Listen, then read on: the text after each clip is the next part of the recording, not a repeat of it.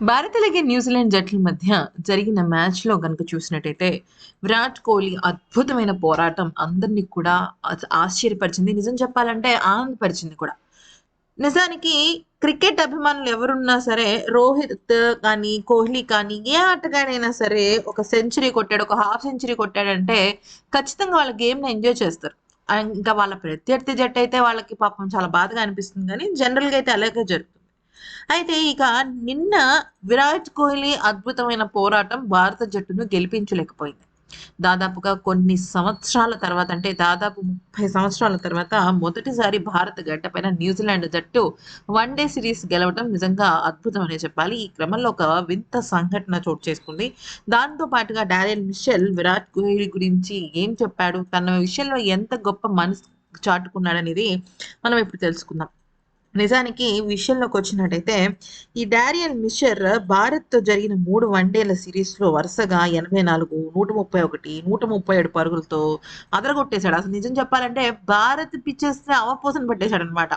ఇక సొంత గడ్డ పైన భారత జట్టు ఆటగాళ్ళు కూడా సాధించలేని ఒక అద్భుతాన్ని డారియల్ మిషర్ సాధించాడు. ఇక ఆ తర్వాత వరుసగా 2 శతకాలు బాదాడు. అతని అద్భుతమైన ప్రదర్శనతో న్యూజిలాండ్ జట్టును సిరీస్ గెలిచేలాగా చేశాడనమాట.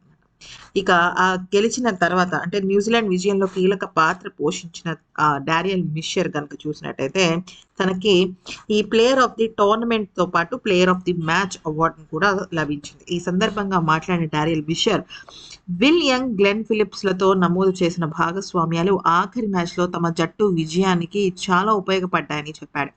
అయితే ఇంకా భారత్ గురించి, విరాట్ కోహ్లీ గురించి, అలాగే న్యూజిలాండ్ జట్టు భారత్ పైన గెలవడం గురించి షాకింగ్ కామెంట్స్ అయితే చేశారు.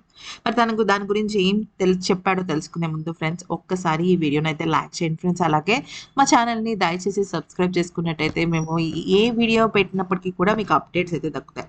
అయితే ఇక డారియల్ మిషెల్ ఏమన్నాడంటే, భారత గడ్డపై సాధించిన ఈ చిరస్మరణీయమైన విజయంలో నా వంతు పాత్ర పోషించడం చాలా సంతోషంగా ఉంది. ఫ్రెండ్స్‌తో కలిసి ఇలాంటి కీలక సమయంలో రాణించినప్పుడు ఎంతో సంతోషమైతే దక్కుతుంది. అయితే ఇక నేను విరాట్ కోహ్లీ గురించి కొన్ని విషయాలైతే చెప్పాలనుకుంటున్నాను. ఈరోజు మ్యాచ్‌లో విరాట్ కోహ్లీ పెర్ఫార్మన్స్ చూస్తే ఆల్మోస్ట్ మ్యాచ్ మా దగ్గర నుంచి విరాట్ కోహ్లీ లాగేసుకున్నాడని అనుకున్నాం. ఈ మ్యాచ్ మేము గెలిచినప్పటికీ, ఈ సీరీస్ మేము గెలిచినప్పటికీ కూడా విరాట్ కోహ్లీ మమ్మల్ని ఎంతగానో భయపెట్టాడు. తన అద్భుతమైన షాట్స్‌తో మైండ్ బ్లాకేలాగా చేశాడు. ఒక ఆటగాడు ముఖ్యంగా సీనియర్ ఆటగాడు ఇంత అద్భుతంగా క్విక్ సింగిల్స్, క్విక్ డబుల్స్ తీస్తున్నాడు. బౌండరీలు బాదకుండా సెంచరీ సాధించాడు అంటే అది నెక్స్ట్ లెవెల్ అని చెప్పుకోవాలి. అందుకనే మైదానంలో జరిగిన విషయం ఏంటంటే player of the match award వచ్చిన తర్వాత ఆ అవార్డ్‌ని విరాట్ కోహ్లీ దగ్గరికి తీసుకువెళ్ళి "నువ్వు ఇది తీసుకో, నువ్వు ఇది పట్టుకో" అని చెప్పేసి తనకివ్వడం అయితే జరిగింది. ప్రస్తుతం సోషల్ మీడియాలో అయితే ఈ వార్త చాలా వైరల్ అవుతుందనమాట. ఇక విరాట్ కోహ్లీ కూడా డారెల్ మిషర్‌తో చాలా ఫన్నీగా ఉన్నాడు. ఇక తనకు సంబంధించిన కొన్ని వస్తువులను తనకిచ్చేసి తన గొప్ప మనసును చాటుకున్నాడు. అంటే ఆటగాళ్ళకి జట్టు అనేది కేవలం ఆటలో మైదానంలో ఆడుతున్నప్పుడే. ఎప్పుడైనా సరే నిజాయితీగా ఆడితే ప్రతి ఆటగాడు కూడా తనలో ఉన్న స్పోర్ట్స్‌మన్ పర్సన్‌ని బయటకి తీసుకొస్తాడు. అంటే చాలా స్పోర్టివ్ స్పిరిట్‌ని బయటకి తీసుకొస్తాడని చెప్పుకోవాలి. అంతేకాకుండా ఇక దాని తర్వాత డారెల్ మిషర్ ఏమన్నాడంటే, "నేను ఎప్పుడు కూడా వర్తమానంలో ఉండడానికి, బంతిని జాగ్రత్తగా గమనిస్తూ ఆడటానికి ప్రయత్నిస్తూ ఉంటాను. ఎందుకనంటే, మనం భవిష్యత్తులో ఎన్ని రికార్డులు క్రియేట్ చేశాము, ఈ పిచ్ ఎలాంటిది అనే విషయానికన్నా కూడా, ఆ రోజుకి ఆ సమయంలో బౌలింగ్ చేస్తుంటే ఆ పిచ్ ఎలా స్పందిస్తుందనేదే మనం గుర్తుపెట్టుకోవాలి" అంటూ చెప్పుకొచ్చాడు. ఇక గ్లెన్ ఫిలిప్స్ నాకు బెస్ట్ ఫ్రెండ్ అని, అతను సెంచరీ సాధించడం మరో ఎండ్‌లో ఉండి చూడటం అద్భుతంగా అనిపించిందని, అది కూడా నాతో ఉన్నప్పుడు కలిసి సాధించడం అనేది ఇంతకన్నా గొప్ప విషయం ఉండదని, అతను గాయం నుంచి కోలుకొని జట్టులోకి తిరిగి వచ్చి రాణిస్తుంటే చూడడానికి గర్వంగా ఉందని, నా దేశం కోసం ఆడడాన్ని నేను ప్రేమిస్తానని చెప్పుకొచ్చాడు. ఈ స్థాయికి చేరుకోవడానికి చాలా సమయం పట్టింది. అయితే దేశవాళీ క్రికెట్ ఆడటం వల్లే నేను ఇంత గొప్పగా విజయం సాధించాను. అయితే ఈ విషయంలో భారత్ కూడా నాకు స్ఫూర్తిదాయకం. ఎందుకంటే భారత్‌లో చాలా అత్యుత్తమ ప్లేయర్‌లందరూ కూడా దేశవాళీ క్రికెట్ ఆడి మళ్ళీ తిరిగి పుంజుకుంటున్నారు. ఇది ప్రతి క్రికెటర్‌కి చాలా అద్భుతమైన, అనువైన విషయం అని చెప్పుకోవాలి. ఇక విషయం చెప్పాలంటే ఇండోర్ వేదికగా జరిగిన ఆఖరి వన్డేలో న్యూజిలాండ్ 41 పరుగుల తేడాతో భారత్‌ను చిత్తుగా ఓడించేసింది. ఈ మ్యాచ్‌లో ముందుగా బ్యాటింగ్ చేసిన న్యూజిలాండ్ జట్టు నిర్ణీత 50 ఓవర్లలో 6 వికెట్లకు 337 పరుగులు చేసింది. డారియల్ మిచెల్ 131 బంతుల్లో 137 కొట్టగా గ్లెన్ ఫిలిప్స్ కూడా ఆల్మోస్ట్ 106 పరుగులు సాధించాడు. ఇక భారత్ విషయంలోకొస్తే విరాట్ కోహ్లీ పోరాటం వృధా అయింది. ఇక డారియల్ మిచెల్ కూడా భారత్ పోరాటం అద్భుతమని, భారత గడ్డపైన గెలవటం ఒక చారిత్రాత్మకమైన నిర్ణయం అని చెప్పాడు. అంటే ఒక చారిత్రాత్మకమైన విజయం అని చెప్పాడనమాట. ఇక ఆ తర్వాత న్యూజిలాండ్ జట్టు ఈ రకంగా గెలుపు సాధించిన తర్వాత ప్రతి ఒక్కళ్ళు కూడా ఆశ్చర్యపోయారు. దీనికి ప్రధానమైన కారణం మన భారత బౌలర్ల వైఫల్యం, ముఖ్యంగా స్పిన్నర్ల వైఫల్యం, ఆ తర్వాత టాప్ ఆర్డర్ వైఫల్యం. ఈ 2 కూడా చాలా అంటే చాలా బాధని చెప్పుకోవాలి. అయితే ఇక భారత జట్టు ఓడిపోవడానికి ప్రధానమైన కారణం ఏంటంటే గంభీర్ అని చాలామంది అనుకుంటున్నారు. కానీ గంభీర్ కాదు. ఈ మ్యాచ్‌లో గనుక భారత్ ఓడిపోవడానికి ప్రధానమైన కారణం స్పిన్ బౌలర్లు. రాణించాల్సిన సమయంలో రాణించలేకపోయారు. న్యూజిలాండ్ బ్యాట్స్‌మెన్స్ పైన అస్సలు ఒత్తిడి తీసుకురాలేకపోయారు. ఇక 1988లో తొలిసారి వన్‌డే సిరీస్ కోసం భారత పర్యటనకు వచ్చిన న్యూజిలాండ్ గత 7 ప్రయత్నాల్లో అంటే 7 కంటిన్యూయస్ సిరీస్‌లో ఒక్కసారి కూడా దక్కలేదు.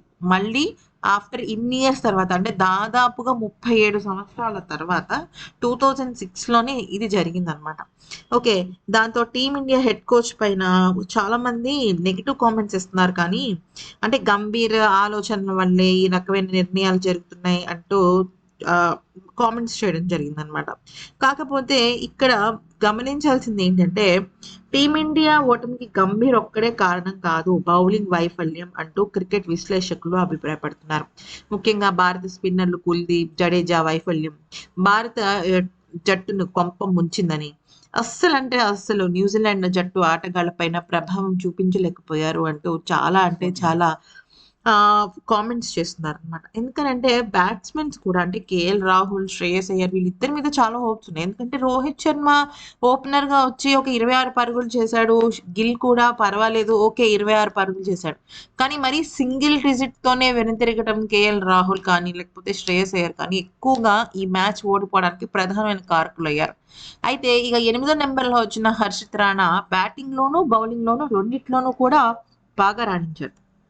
మరోవైపు అనుభవం లేని న్యూజిలాండ్ స్పిన్నర్లు మాత్రం 6 వికెట్లు పడగొట్టారు. న్యూజిలాండ్ తరఫున ఈ సిరీస్‌తో అంతర్జాతీయ క్రికెట్‌లోకి అడుగుపెట్టిన జేడెన్ లెనక్స్ 5 వికెట్లు పడగొట్టాడు.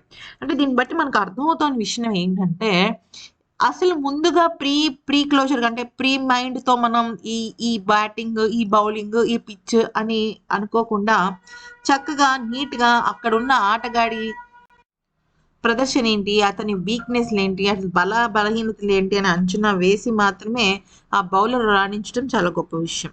అయితే ఇక రవీంద్ర జడేజా బౌలింగ్‌లోనూ నిరాశపరుస్తున్నాడు. బ్యాటింగ్‌లోనూ నిరాశపరుస్తున్నాడు. సో, మొత్తానికి ఈ 3 వన్‌డేల్లో తను చెప్పుకోదగిన ప్రదర్శన లేదు కాబట్టి, ఇక వన్‌డేల నుంచి తను తప్పుకుంటే బెటర్ అని అందరూ అనుకుంటున్నారు. ఏదేమైనప్పటికీ కూడా డారియల్ మిచెల్ మాత్రం విరాట్ కోహ్లీ విషయంలో చాలా గొప్ప మనసు చాటుకున్నాడు. ఈ వీడియో గనుక నచ్చితే లైక్ చేసి సబ్స్క్రైబ్ చేసుకోండి.